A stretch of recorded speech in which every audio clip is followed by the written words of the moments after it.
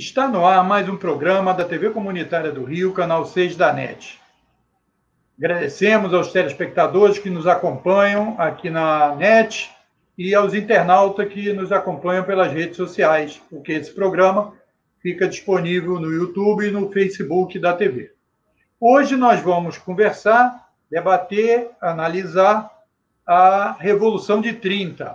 A Revolução de 30, dia 3 de outubro, completa 90 anos, e um episódio que, na nossa opinião, e de um especialista de primeira que está aqui conosco, foi um evento que mudou, obviamente, a história do Brasil. Eu falo do jornalista José Augusto Ribeiro, autor do livro A Era Vargas. E, para dar início, eu já engato a primeira pergunta. José Augusto, primeiro, obrigado pela sua presença aqui na TV Comunitária mais uma vez. José Augusto Ribeiro é um colunista, um articulista permanente da TV Comunitária, fazendo todas as segundas-feiras um comentário sobre a realidade mundial. E eu queria fazer a primeira pergunta. José Augusto, o que fez Getúlio Vargas nos primeiros anos da Revolução para demonstrar que aquele movimento era sério e era efetivamente uma revolução para mudar as coisas no país? Obrigado pela sua presença aqui conosco. Moisés, quem agradece sou eu, né? Pela oportunidade de discutir a Revolução de 30, exatamente no momento em que ela completa 90 anos de sua explosão e no momento em que as suas realizações estão ameaçadas como nunca.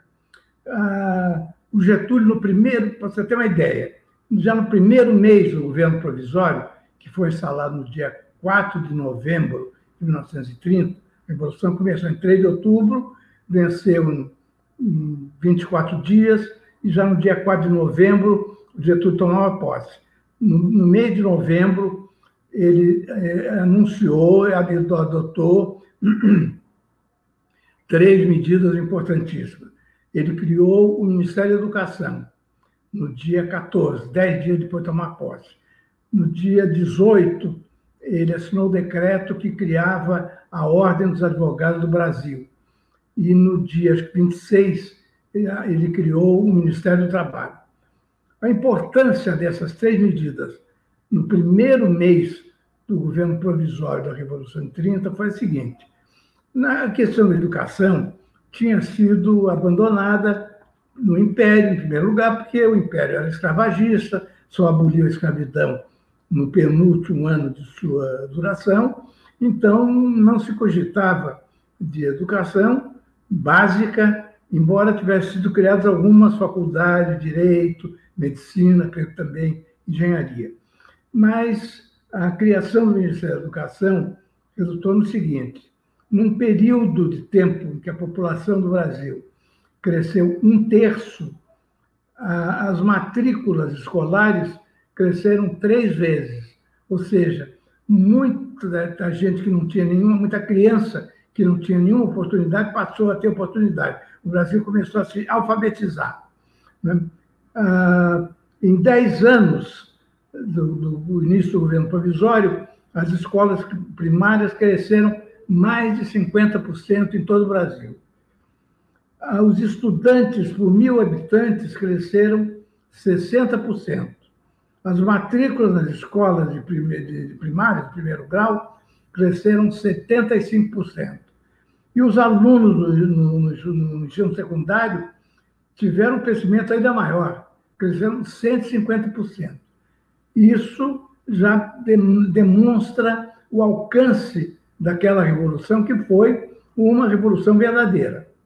O terceiro decreto que o Getúlio assinou no primeiro mês de governo foi de criação do Ministério do Trabalho.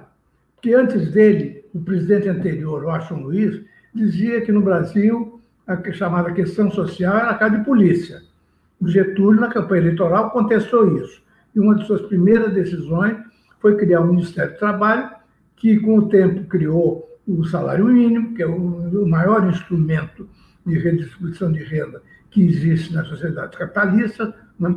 e desenvolveu toda a estrutura de uma proteção legal aos trabalhadores. Mas nesse primeiro mês, ele assinou ainda, no dia 18 de novembro, o decreto que permitiu a criação da Ordem dos Advogados do Brasil. A criação da Ordem já era o objetivo do Instituto dos Advogados, que tinha sido criado no Império em 1840 e pouco, e que objetivo que nunca tinha sido realizado. No Getúlio, com menos de um mês de governo, assinou o decreto que permitiu a criação da Ordem.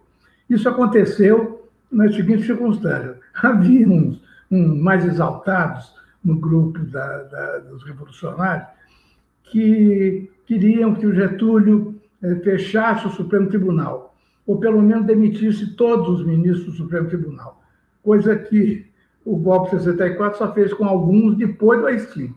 Queriam, então, que o Getúlio ou fechasse o Supremo ou demitisse todos os ministros.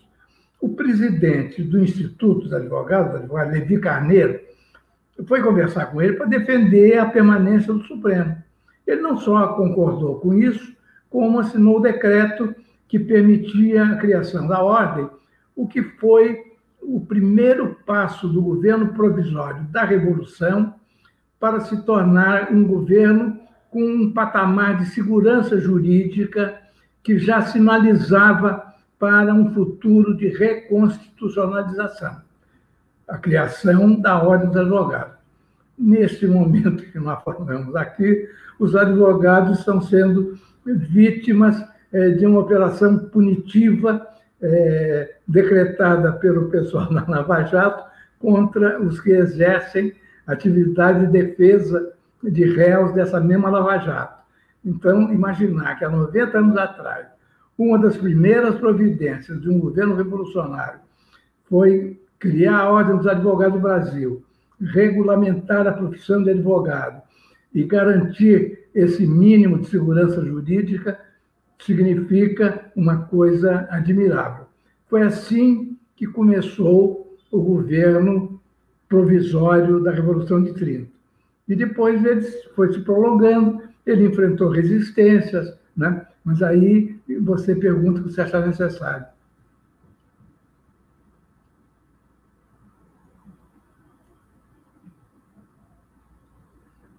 Não estou ouvindo. Não, desculpa. Muito bem. As inspirações da Revolução de 30, os antecedentes da Revolução de 30, e qual a formação do Getúlio? Dá um panorama para os nossos telespectadores desses antecedentes e das inspirações que levaram esses brasileiros, sob o comando de Getúlio, a realizar essa revolução que está completando agora, dia 3 de outubro, 90 anos. O Moisés Getúlio se formou em Direito, né? E já estudando de Direito, quando ele tinha 24 anos, ele foi escolhido pelos colegas para fazer o discurso de saudação ao presidente eleito Afonso Pena, que visitaria Porto Alegre. Nesse discurso, ele tocou numa questão que era praticamente desconhecida, que era praticamente ignorada, e que só entrou na agenda do debate econômico internacional 60 anos depois.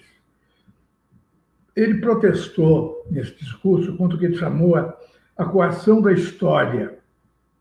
Uma coação da história que forçava um país como o Brasil a recomprar industrializados e muito mais caros os produtos de sua própria exportação, que ela vendia cada vez mais baratos.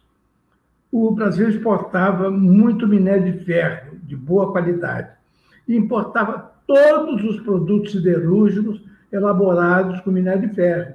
O Brasil importava o navio, o Brasil importava a locomotiva, o Brasil importava o trilho, o Brasil importava o automóvel, o Brasil importava a máquina, e chegou a importar, por incrível que pareça, até a enxada com que o seu Jeca Tatu plantava um canteirinho de mandioca para não morrer de fome, né?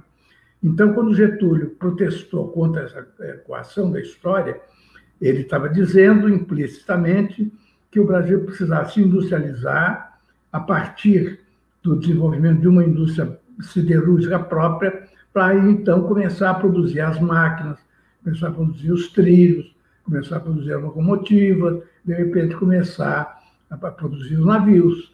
E depois o Brasil chegou a produzir, como produz hoje, até aviões, os aviões da Embraer de ótima qualidade. Então, com 24 anos, em 1906, ele deu intelectualmente a partida no que seria o avanço econômico da Revolução de 30. Quando ele assumiu, o problema econômico mais urgente era do café, que estava em crise por causa da quebra da Bolsa de Nova York, também por causa de uma crise de superprodução. Ele reconheceu que o problema mais urgente era o café. O problema mais importante não era o café. O problema mais importante era implantar a siderurgia, né? E ele já, em 1931, numa visita a Belo Horizonte, na capital de um estado grande produtor de minério de ferro, ele anunciou que daria prioridade a um projeto siderúrgico. E se a iniciativa privada não tivesse condições de encarar esse projeto siderúrgico, o governo encararia. Ele disse isso em 1931. Foi a semente de Volta Redonda que começou a ser construída na virada dos anos 30 para os anos 40, que ficou pronta em 1946, logo depois da derrubada do primeiro governo dele, e que permitiu que o Brasil se transformasse no país que mais crescia no mundo naquela época e fosse hoje uma das 10 maiores potências industriais do mundo. Então, foi outra demonstração, mais estendida no tempo, de que aquela revolução tinha vindo, de fato, para mudar. A inspiração do Getúlio, que ele anunciou nesse discurso em 1906, com 24 anos, vinha naturalmente da muita leitura que ele tinha. E ele, anos depois, contou que a maior influência que ele tinha sofrido não era, como se supunha, a de Augusto Conte, fundador do positivismo, inspirador de toda a geração de Júlio de Castilhos, que fundou o Partido Republicano Rio-Grandense, fez a campanha da República, fez a campanha da abolição e foi o partido ao qual o Getúlio pertenceu, porque o pai dele, o general Manuel Nascimento Vargas, foi o fundador desse partido lá em São Borja. O Getúlio disse que, mais que a influência do Augusto Conte, ele sofreu a influência do conde Henri de Saint-Simon, precursor de todas as escolas socialistas europeias do século XIX, até da escola marxista, né? O Augusto Conte, na juventude, ainda era estudante, foi secretário do conde Saint-Simon e foi também influenciado por ele. Então, a grande influência do Getúlio foi esse fundador do socialismo pioneiro, que foi o conde Henri de Saint-Simon. Com essa cabeça, com esse DNA intelectual, a gente pode imaginar o que o Getúlio pensava, as referências que ele tinha para juntar as coisas e calcular qual devia ser o futuro do Brasil. O futuro que está aí hoje, tão ameaçado se sentem os adversários dele pelas conquistas que ele começou a realizar há 90 anos atrás, com a Revolução de 30. Zé Augusto, falando de ameaça, a Revolução, como você disse, começou a transformar o Brasil fortemente. E, obviamente, tirou do poder as forças que comandavam o país. Quais foram as reações que ocorreram depois da vitória da Revolução e como isso se deu? Quais foram as contradições geradas a partir da tomada do poder pelos revolucionários e que episódios se seguiram a essa consolidação inicial da Revolução? O Moisés, em São Paulo, as elites econômicas e políticas entenderam que a Revolução de 30 era uma revolução contra São Paulo, que não era. Né? Era uma revolução contra as oligarquias que tinham dominado toda a Primeira República, né? Que, por exemplo, ignoraram a abolição da escravatura, não criaram as menores condições para que os ex-escravos libertados e os próprios trabalhadores livres tivessem algum progresso, alguma melhoria de vida, né? E até, como é que vamos dizer, até tiraram todo e qualquer direito que esses escravos poderiam ter, porque na Constituição de 1891, da Primeira República, proibiram o voto analfabeto, que era permitido no Império. Né? Então, lá em São Paulo, as elites, vai só as elites, o povão não, as elites entenderam que a Revolução era contra São Paulo. Então, a pretexto de que o governo provisório teve que nomear interventores em São Paulo para assumir o governo local, né, desencadearam aquilo que foi chamado a Revolução Constitucionalista de 1932, Revolução de julho de 32. Que primeiro não foi revolução, foi, na verdade, uma contra-revolução para anular os avanços produzidos pela verdadeira revolução, a Revolução de 30. E também não foi constitucionalista porque ela pedia a eleição de uma constituinte para reconstitucionalizar o Brasil, e essa eleição já estava convocada pelo Getúlio no Código Eleitoral de fevereiro de 32. A Revolução de São Paulo foi em julho de 32. Aí houve uma mobilização por meio da mídia, das universidades, das escolas secundárias particulares, né? Mas houve uma mobilização que só atingiu da classe média para cima. O povão não só não foi atingido, como o povão foi excluído daquele movimento. Né? Isso ficou provado, e está contado nas memórias do filho do Getúlio, o Lutero Vargas, que lutou na divisa de Minas com São Paulo, em favor, claro, do governo provisório de Getúlio. Né? Era uma região em que operavam forças comandadas pelo general Dutra, futuro ministro da Guerra. O que o pessoal das tropas do Dutra notava, e o Lutero também notou, e ele viu isso. Lá do lado de São Paulo, os soldados que eram de classe média alta para cima, eram estudantes universitários e tal, não tinha povão ali no meio, jogavam granadas para o lado legalista, o lado do governo provisório. E as granadas não explodiam. Aí eles se perguntavam por que tantas granadas não explodem. E foram olhar, abriam as granadas, dentro da granada não tinha nenhum explosivo, tinha areia. Ou seja, os operários que estavam excluídos da tal Revolução Constitucionalista, né, continuavam trabalhando nas fábricas. E nas fábricas eles sabotavam as granadas porque sabiam que aquele movimento armado era para derrubar um governo que estava dando direitos aos trabalhadores, que tinha criado a carteira profissional, estava criando a justiça do trabalho, logo criaria o salário mínimo. Então, os operários confinados nas fábricas e reprimidos em qualquer tentativa de ação do seu movimento sindical, os operários nas fábricas sabotavam o esforço de guerra das elites e punham areia dentro das granadas com que pretendiam derrubar o governo provisório. Foi desse nível o tipo de resistência. Agora, para ter ideia do tipo de mentalidade que predominava nessas elites, quando Getúlio assinou um decreto que concedia um direito de férias aos trabalhadores, férias anuais aos trabalhadores, a Associação Comercial de São Paulo, que era a entidade representativa dos empregadores, publicou um documento em todos os jornais no qual ela advertia o governo que aquilo era um perigo. Conceder férias ao trabalhador era um perigo.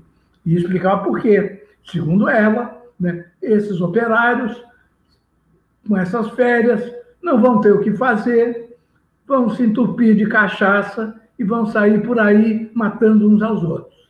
Isso foi publicado no Jornal de São Paulo, um documento assinado pela Associação Comercial que representava os empregadores. Então, você tem uma ideia do que foram essas reações ao governo do Getúlio, que não fez nenhuma revolução contra São Paulo, nem um governo provisório contra São Paulo, tanto que salvou a economia cafeeira de São Paulo. O Getúlio fez um governo contra as oligarquias que negavam todo e qualquer direito aos trabalhadores. Agora, José Augusto, essa reação é a reação das oligarquias, mas houve também setores que reagiram à Revolução, provavelmente porque desejavam ou achavam que estava em condições de fazer um governo mais transformador do que Getúlio poderia fazer e tal. Essa conduzida pelo Partido Comunista, né? Como é que foi essa tentativa de derrubada do governo e também as atitudes dos integralistas? Ô Moisés, depois da tal Revolução de 32, foram realizadas as eleições para a Constituinte. A Constituinte se reuniu, foi instalada no dia 15 de novembro de 1933, e em julho de 34, ela votou a nova Constituição e elegeu Getúlio presidente da República. Mas em 35, em novembro de 35, a Aliança Nacional Libertadora, que era uma entidade que agrupava várias forças de esquerda, diferentes forças de esquerda, mas sofria influência maior e o poder de decisão do Partido Comunista, ela desencadeou um levante armado que ficou conhecido como a Intentona Comunista, querendo, como você disse, avanços ainda maiores que o Brasil, na opinião do Getúlio, ainda não comportava. Ele tinha avançado tudo que podia avançar. E foi muito estranho esse levante, porque ele foi aprovado pela Internacional Comunista, né, que se reunia em Moscou e era controlada pelo Stalin, que era secretário-geral do Partido Comunista Soviético e era, acredito, na época, era também primeiro-ministro da União Soviética. Naquela época, no mundo inteiro, os partidos comunistas seguiam a política das frentes amplas. Fizeram isso na França, fizeram na Espanha, fizeram em outros países. Se aliavam a outros partidos de esquerda, até partidos que não eram de esquerda, mas eram progressistas, e instalavam governos populares, governo de frente popular, para produzir avanços sociais, às vezes modestos, mas que eram significativos. De repente, num país como o Brasil, que ainda estava começando a se industrializar, é um país agrário, atrasado, inventam uma rebelião popular para instalar um governo comunista, talvez um governo soviético, né? Nunca essa história foi bem explicada, porque o Partido Comunista nunca admitiu fazer a autocrítica desse levante. Mas aí o que aconteceu? Uma rebelião armada contra um governo constitucional, né? Uma rebelião armada. O Congresso decretou primeiro o estado de sítio e depois emendou a Constituição para criar o estado de guerra, que era muito mais rigoroso. E quem, de fato, assumiu os poderes efetivos de governo, né, subtraindo os poderes do Getúlio, foram as suas armadas, né, os comandos militares, né, que fizeram todas aquelas prisões, coisa e tal. Então, esse levante, né, depois do estado de guerra e a entrega do poder às suas armadas, com Getúlio como presidente nominal, que tentava, pouco a pouco, recuperar os seus poderes, né, isso rasgou aquela Constituição, acabou com ela. Então, era inevitável que dali em diante ela passasse a figurar apenas como uma ficção. Então, com base nessa ficção e na vigência do estado de guerra, foram convocadas eleições presidenciais para 1938, né? Ao mesmo tempo que fermentavam movimentos golpistas de toda a ordem. A esquerda estava esmagada, toda a esquerda, não só a comunista, toda a esquerda, né?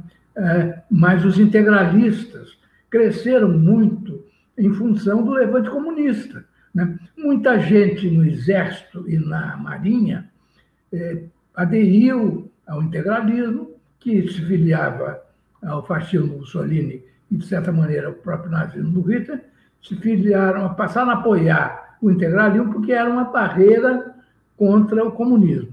Então, no fim de 1937, embora houvesse uma eleição marcada, a situação real do país é a seguinte: ia haver um golpe contra o Getúlio ou um golpe com o Getúlio, né? E um golpe sem o Getúlio. Ele se antecipou para evitar um golpe de extrema-direita que perfilaria o Brasil, com certeza, ao eixo liderado pela Alemanha e pela Itália. O eixo era visto, tanto quanto o integralismo, como uma barreira contra o comunismo soviético, né? Contra a invasão da Europa, a ocupação da Europa, por uma guerra que desse vitórias aos soviéticos. O Getúlio, então, se antecipou e deu o golpe do Estado Novo.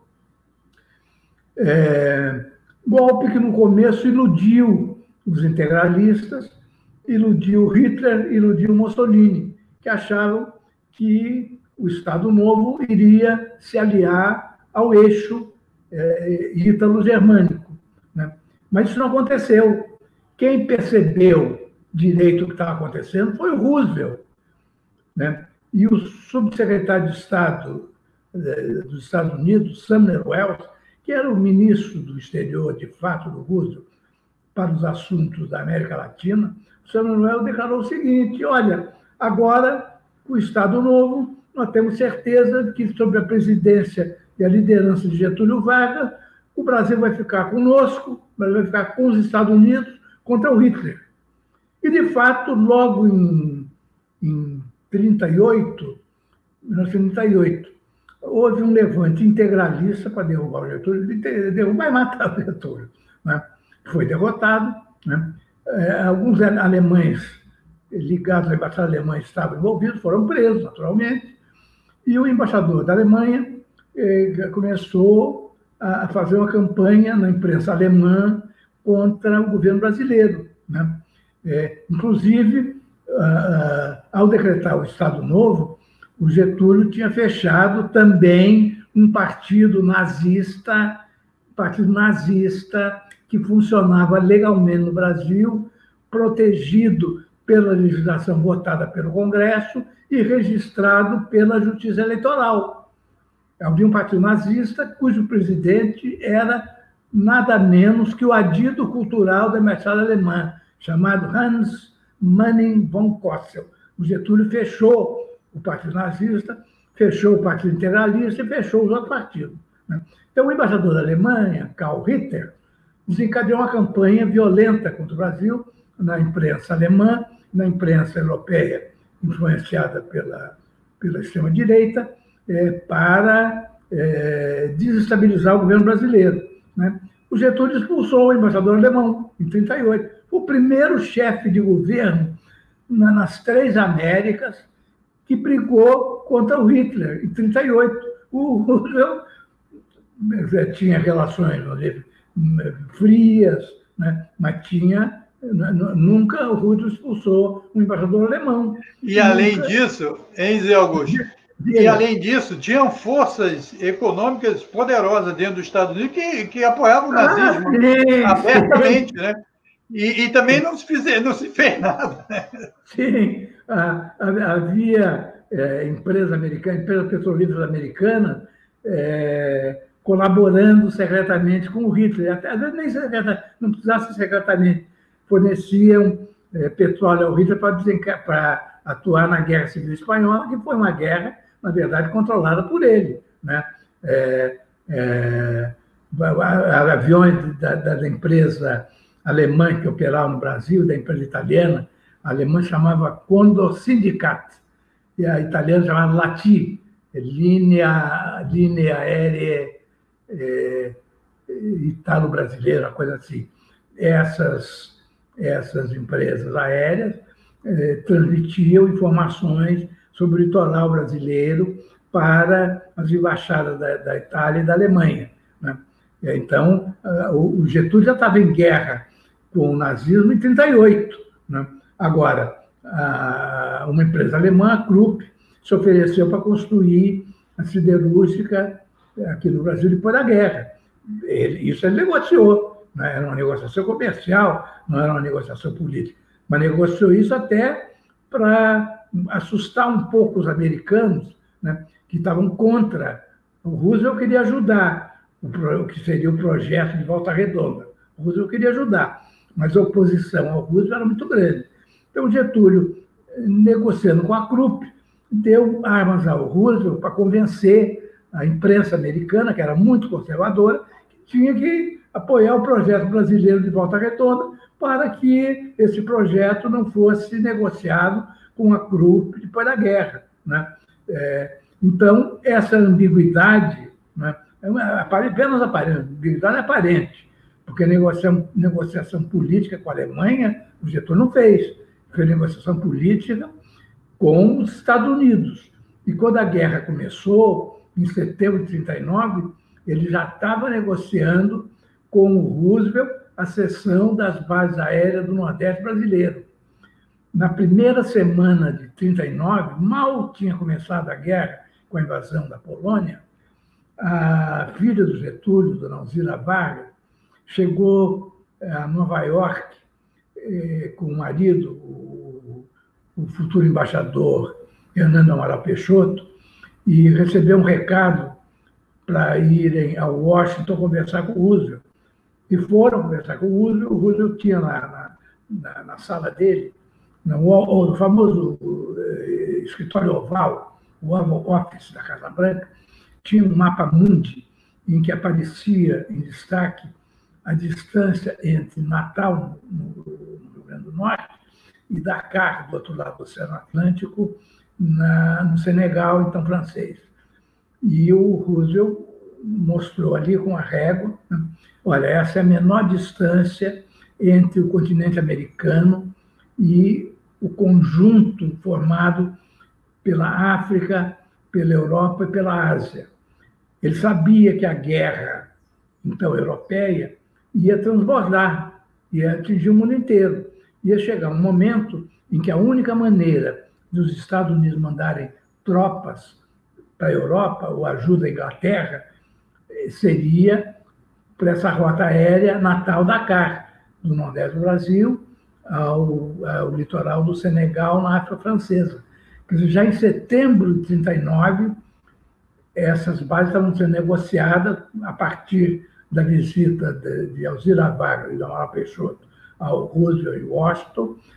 E, nesse momento, os Estados Unidos estavam neutros, e até pediram para o Brasil e outros países americanos ficarem neutros, porque o Roosevelt não tinha condições de tomar partido, naquele início da guerra, tomar partido contra Hitler. O Congresso não aprovaria, a imprensa muito menos. Então, o jeito era ficar neutro, e ele pediu para o Brasil ficar neutro, para os outros países latino-americanos ficarem neutros, mas já, em segredo, negociavam as bases aéreas americanas, que foram cedidas aos Estados Unidos e foram chamadas de trampolim da vitória, porque era por elas, a partir da base de Natal, também da base do Recife e outras por ali, que o esforço de guerra norte-americano foi transportado primeiro para a África, da África para a Europa, para derrotar o Hitler.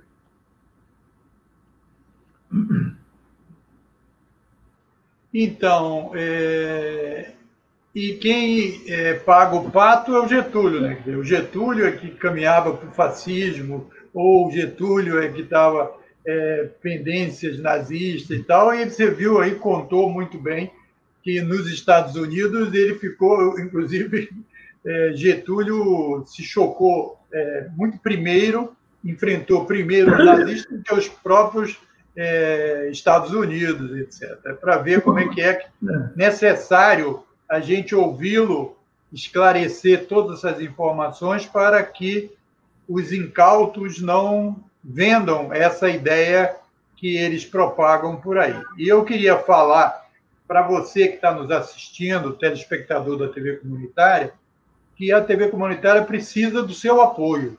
Certo? A TV Comunitária não faz publicidade comercial, é até proibido por lei, não vende produtos, proibida a publicidade comercial do varejo, e a gente precisa do seu apoio. Então, está aí na tela, você acessar benfeitoria.com/TV Comunitária Rio, tudo junto, e fazer uma assinatura. Tem de todos os valores. A gente está divulgando R$20. R$20 é menos de R$1 por dia. Eu acho que muita gente pode colaborar e para a gente é muito importante. Nós estamos aqui entrevistando José Augusto Ribeiro, o autor do livro que tem 3 volumes, A Era Vargas, que é o melhor livro, sem sombra de dúvida, sobre o período do maior presidente desse país, que é Getúlio Vargas, que construiu as bases desse país que quase chegou a ser a quinta economia do mundo. Estava nas portas, quando houve a reação aí que nós conhecemos, mas isso é um outro assunto. Eu queria chamar novamente o Zé Augusto Ribeiro para a gente falar sobre o seguinte: essas reações que você citou contra Getúlio e tal, contra a Revolução, a de 32 em São Paulo, a de 35 pelo Partido Comunista e a dos integralistas, não era porque a Revolução não estava fazendo transformações importantes. Então, eu queria que você falasse um pouco sobre o Código Eleitoral de 32, o voto feminino, o voto universal, certo? E que o presidente Getúlio foi aprovado na própria Constituinte de 34, né? Deixando de ser o governo provisório que veio da Revolução, da legitimidade da Revolução, e passou a ser o presidente constitucional. Você podia falar isso para a gente? Moisés, você se referiu tão generosamente ao meu livro, tão simpaticamente. Não é, de maneira nenhuma, o melhor livro. Talvez seja um dos poucos que não é contra Getúlio. Né? Há uma infinidade de livros contra Getúlio, e é até espantoso que tudo isso que eu estou dizendo aqui e que eu pus no livro está documentado, eu não inventei nada. Né? Eu sou apenas um jornalista, um repórter, eu lido com fatos. Né? E tudo isso é documentado. A visita da dona Alzira Vargas ao Roosevelt para conversar sobre as bases do Nordeste brasileiro está na nova edição da biografia do Getúlio, que ela escreveu, chamada Getúlio Vargas, Meu Pai. Né? Essas outras coisas estão todas também publicadas. Né? É só procurar, consultar e se informar. Foi o que eu fiz, quer dizer, com o meu aprendizado de repórter. Né? Agora, você me perguntou sobre o Código Eleitoral de 32. Esse código foi importantíssimo, porque antes da Revolução de 30, não havia voto secreto, o voto era aberto. Então, o governo intimidava as pessoas, acabavam votando nos candidatos do governo, ou as pessoas não votavam e os livros eram preenchidos lá por funcionários que cuidavam disso. O Código Eleitoral... o tal do voto a bico de pena? Bico de pena, voto a bico de pena. O Código Eleitoral instituiu o voto secreto, né? Instituiu a justiça eleitoral, né, para tirar a influência política da condução das eleições. E uma coisa ainda mais importante, o Código Eleitoral de 32 concedeu o direito de voto às mulheres, né, que não era muito praticado ao redor do mundo. Para nós termos uma ideia disso, a França, que é um país tão esclarecido, tão admirado, né, A França só concedeu o voto, só teve o direito de voto às mulheres. Essa expressão concedeu, eu acho completamente imprópria, não foi uma concessão, né? Foi o reconhecimento de um direito que tinha que ter sido reconhecido muito antes. A França só reconheceu o direito de voto à mulher depois da Segunda Guerra Mundial, 1945, 46, por aí. O Brasil reconheceu, graças a Getúlio Vargas, reconheceu o direito de voto à mulher já no Código Eleitoral de 1932, né? Então, isso confirmou a vocação democrática da Revolução de 30, que já tinha sido caracterizada nos primeiros anos de Getúlio, na criação do Ministério da Educação, criação do Ministério do Trabalho, criação da Ordem dos Advogados.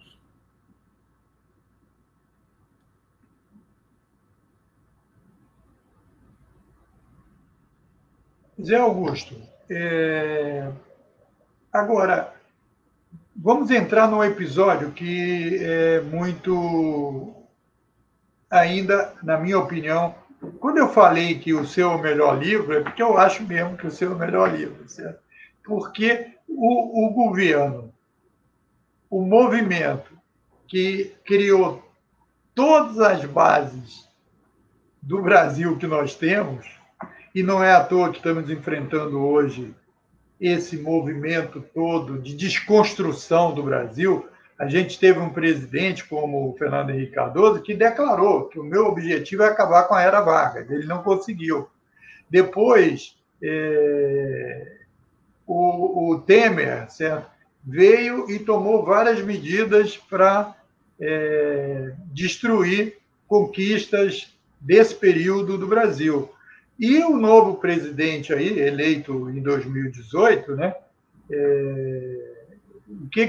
o que ele fez? Terminou com o Ministério do Trabalho, que foi o primeiro ministério construído por Getúlio. Então, se um livro repõe a verdade, eu considero que é o melhor. Eu sei que você é humilde, certo? E faz o seu papel aí, eu faço o meu aqui. Você que está nos assistindo, A Era Vargas, 3 volumes, inclusive está para ser lançado novamente, depois o Zé Augusto vai falar isso aí.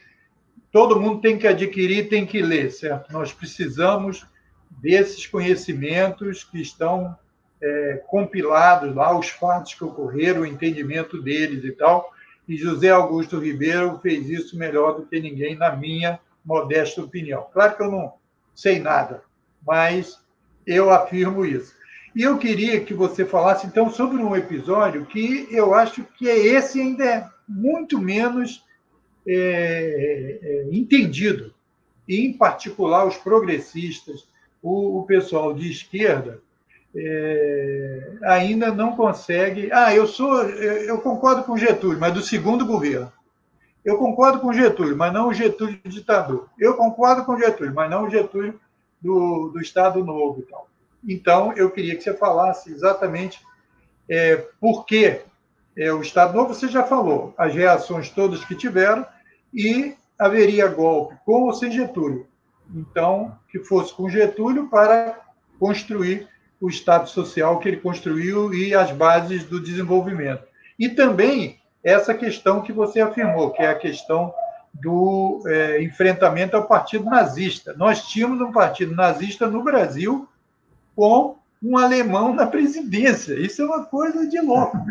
Né? E Getúlio é que pôs fim a isso. Então, quem não entende esse episódio é que ou quer fazer, ou é muito ingênuo, ou realmente e tal. Então, eu queria que você falasse um pouco desse período do Estado Novo, das conquistas que vieram com o Estado Novo, e daquele episódio também que chama muita atenção, que é a questão da esposa alemã do Prestes. Em primeiro lugar, mas você perguntou sobre o livro. De fato, ele está para ser reeditado pelo PDT, pela Fundação Leonel Brizola, Humberto Pasqualini, né? A ideia é ver se dá para fazer o lançamento dele, se ter o livro pronto no dia 3 de outubro, nos 90 anos da Revolução de 30. Né? Eu espero que essa edição consiga ir parcialmente para a livraria, né, para ficar mais acessível do que se for distribuído apenas pelo PDT. Mas não sei se vai ser possível ou não. Né? A previsão é de ficar pronto no dia 3 de outubro. Agora, sobre as outras coisas que você está mencionando, o principal é o caso da Olga Benário. Né? A Olga Benário saiu de Moscou com o Luiz Carlos Prestes como segurança dele.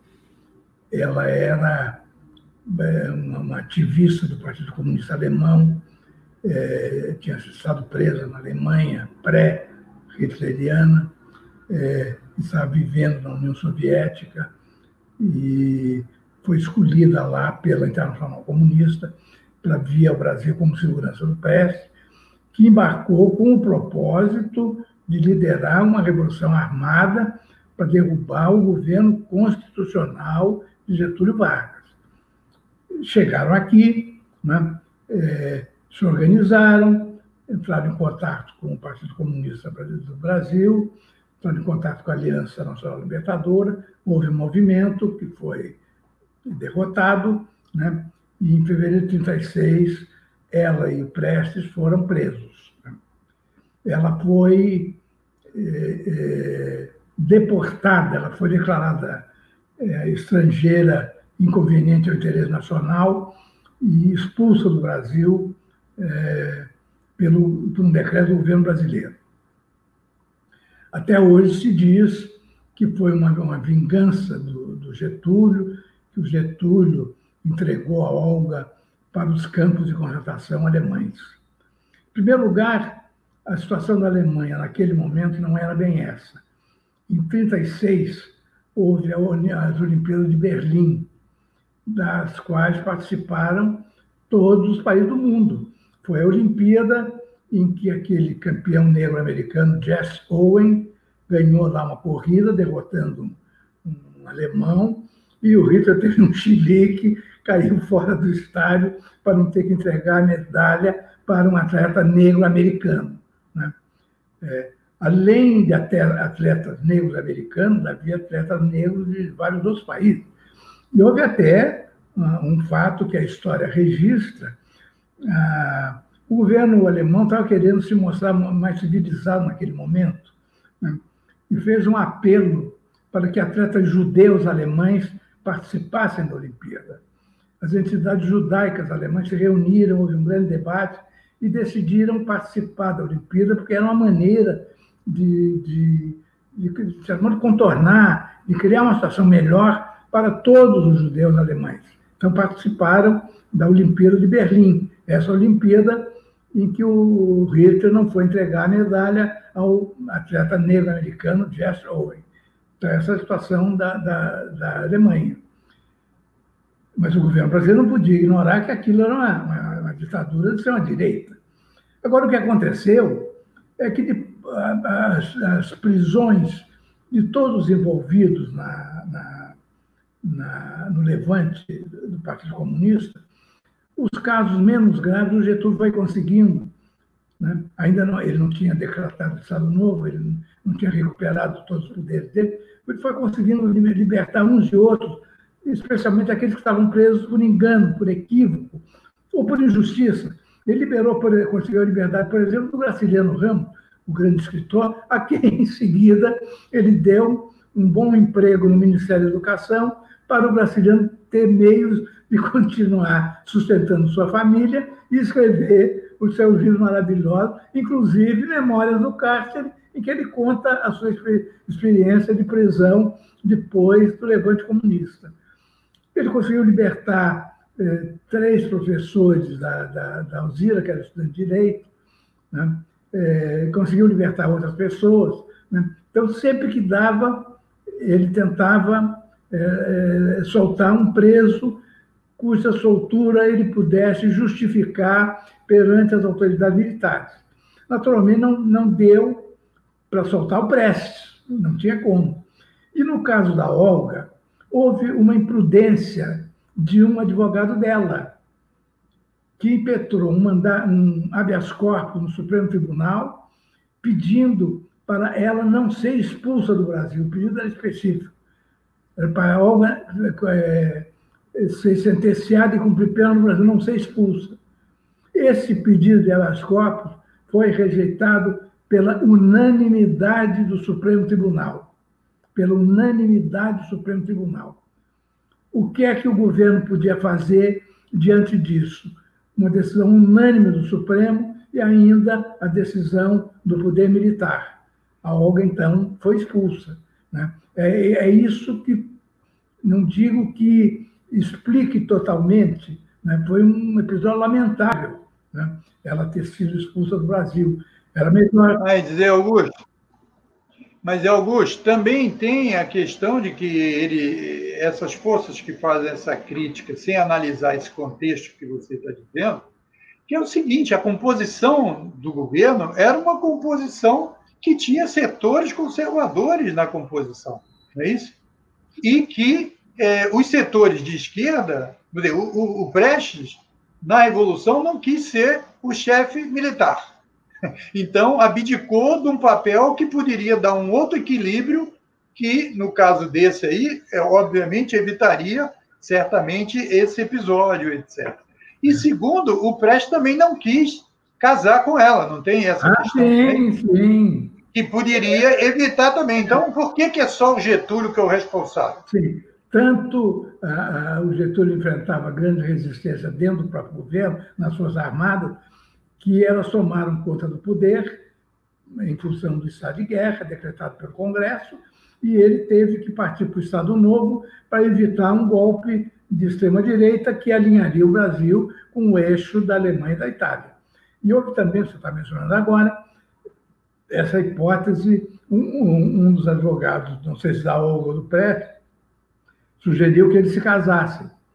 E o Prestes teve uma reação que eu não entendo. Como é que um líder revolucionário pôde ter uma reação tão pequeno-burguesa? Né? Ele respondeu, não dá para casar com a Olga, porque a Olga já é casada na Alemanha. Aí o advogado disse, ninguém no Brasil está sabendo disso, não vai aparecer documento nenhum, você casa com ela não pode ser expulsa, ela casada com um brasileiro. Mas ele achou que não podia, ou essa história... eu conto, mas com a ressalva de que não está bem documentada. Ela me foi contada pelo advogado Orfeu Salles, que trabalhava no Palácio do Catete naquela época. Ele morreu anos atrás, com mais de 90 anos de idade, quase 100 anos de idade. O Orfeu trabalhava naquela época no Palácio do Catete, respondendo a correspondência que era dirigida ao Getúlio. Então, essa história do casamento, ele soube lá dentro do Palácio do Catete. Né? Não sei se existe alguma documentação. Cartas que têm sido publicadas recentemente não sei se da Olga ou da filha dela, Anita Leocádia, parece que dizem que ela ou pessoa da família tentaram achar alguma certidão de casamento. Seria de um casamento com o Prestes. Mas a informação que eu tenho é que ela não casou com o Prestes. Né? E se ela tivesse casado com o Prestes, como é que... por que a dificuldade de conseguir aquela certidão? Para eles se casarem, ele estava preso numa prisão, ela estava presa numa outra prisão, teriam que estar juntos, ou pelo menos casar com procuração, haveria alguma coisa escrita formalizando o casamento. Então, existe essa hipótese de ele ter essa reação pequeno-burguesa, de não querer casar com ela, porque ela já teria sido casada, ela seria casada na Alemanha e ele não achava correto ele casar de novo. Eu acho que, se houvesse a possibilidade, ele ia casar, ainda que ela tivesse casado 5 vezes antes na Alemanha ou na União Soviética. Claro, pô, o casamento aí era político, pô, né? Independente disso. Além de tudo, eles viviam juntos, então realmente não tem sentido.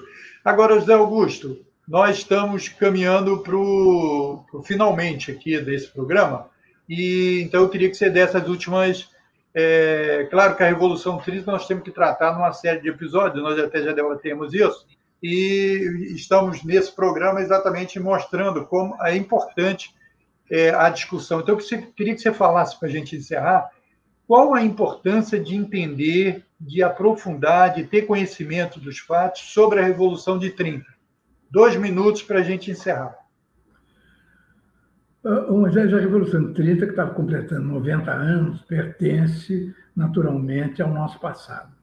Mas ela foi tão importante na construção do Brasil contemporâneo, na construção daquilo que o Brasil podia ter sido a 5ª economia do mundo e caiu, mas pelo menos é uma das 10 maiores economias do mundo, construída pela Revolução de 30. Né? Então, se você olhar de um lado para o esforço que fazem para ir destruindo os avanços produzidos por Getúlio Vargas, pela Revolução de 30, você vê que o primeiro ato do Bolsonaro, ao tomar posse, foi reorganizar o governo com uma medida provisória em que ele simplesmente extinguiu o Ministério do Trabalho. Né? Está fazendo tudo para sabotar o salário mínimo, né? Que foi... estava já prometido pelo Getúlio na campanha da Aliança Liberal, né? Estava entre os objetivos do Ministério do Trabalho, ele só pôde decretar o primeiro salário mínimo, por causa da resistência que enfrentou, né? Em 1940. Então, nós temos os 90 anos da Revolução de 30 e temos os 80 anos do salário mínimo, que, em períodos recentes, o salário mínimo foi o maior instrumento de redistribuição de renda no Brasil. A melhor coisa feita pelos governos da era Lula foi reajustar o salário mínimo acima da inflação. Isso redistribuiu renda, tirou pelo menos 30 milhões de pessoas da miséria. Né? Então, o empenho que fazem em destruir a Revolução de 30 mostra como ela foi importante. Então, o que eu digo sempre, e peço licença para repetir agora, a Revolução de 30 não está apenas no nosso passado. A Revolução de 30 está também no nosso futuro. Muito bem, José Augusto. Muito bem. Estamos encerrando esse programa. Ouvimos aqui o José Augusto Ribeiro, autor do livro A Era Vargas, que são 3 volumes, e estamos acertando com o José Augusto para a gente gravar outros episódios aqui da Era Vargas em vídeo, falando exatamente desse período histórico importante que foi a presença de Getúlio Vargas no cenário político brasileiro e a construção do Brasil, porque Getúlio é o construtor do Brasil. Obrigado, você que está nos acompanhando. Sim, Zé Augusto, quer falar? Não, só fazer sinal. Só fazer o sinal. Tá certo. Obrigado, José Augusto. Obrigado a todos que nos acompanharam aqui, os telespectadores do Canal 6. Vamos apoiar a TV comunitária, ok, pessoal? É muito importante isso para que a gente possa manter essa programação. Aí vem feitoria.com/TV Comunitária Rio, tudo junto.